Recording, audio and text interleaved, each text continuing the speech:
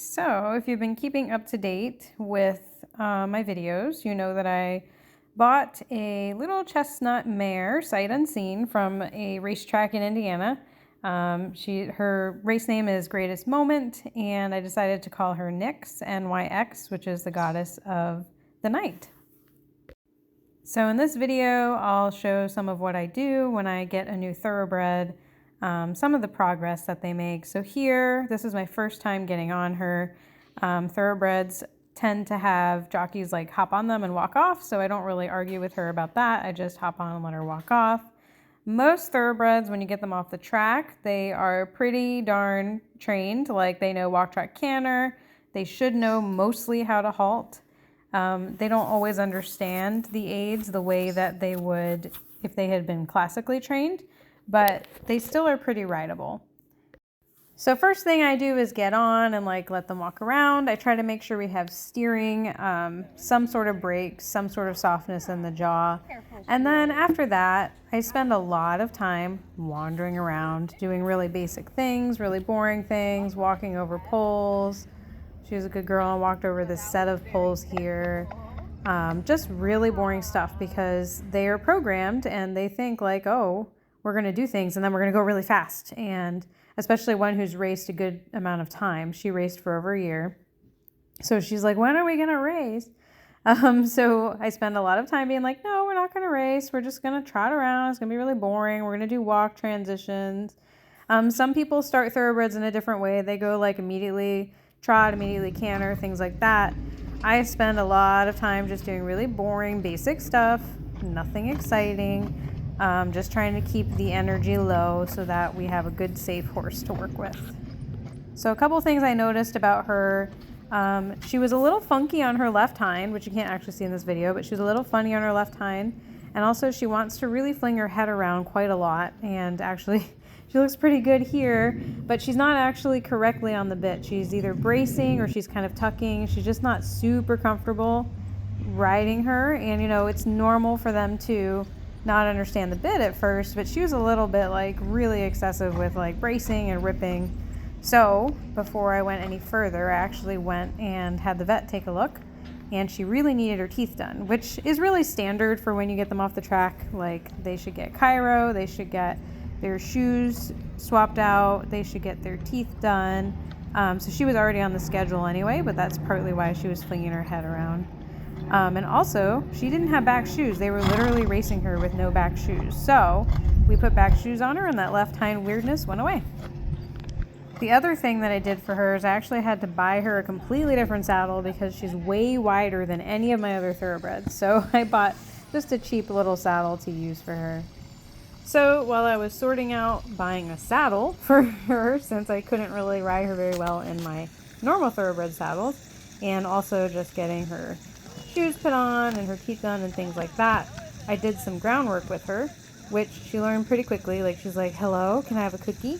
She learned pretty quickly that if she trots over the jump, she gets a cookie. So you'll see, I think I sent her a couple times because I was like, you have to actually do it a few times, because she actually started learning, oh, I jump the jump, slam on the brakes, spin around and get a cookie. And I want her to know that it's when I offer the cookie, not necessarily whenever she slams on the brakes.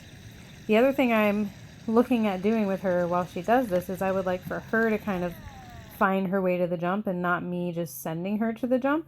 So that's part of my training, is that I want the horse to go find the log, or here, go find the water on their own, play with it on their own, figure it out, and then they get a cookie for being curious.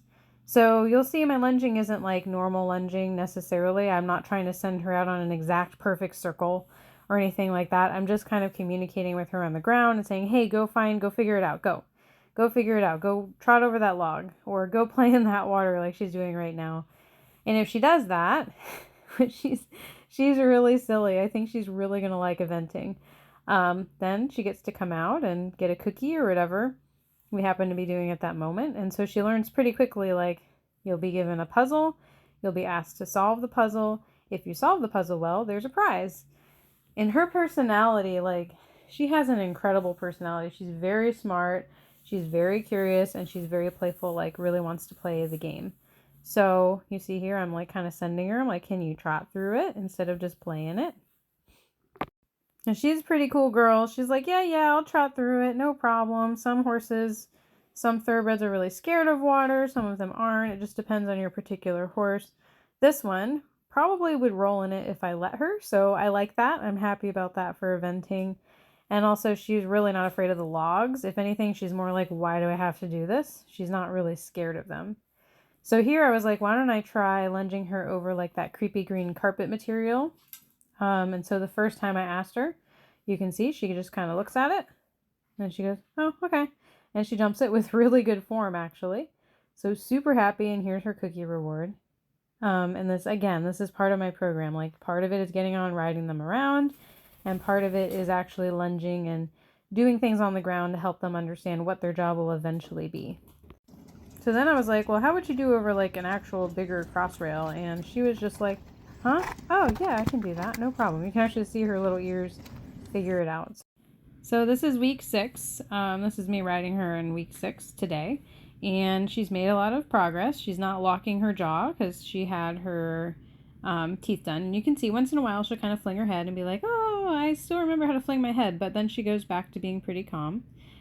She has a different saddle that fits her. It's a little wider. She has had her shoes put on. She's done her groundwork.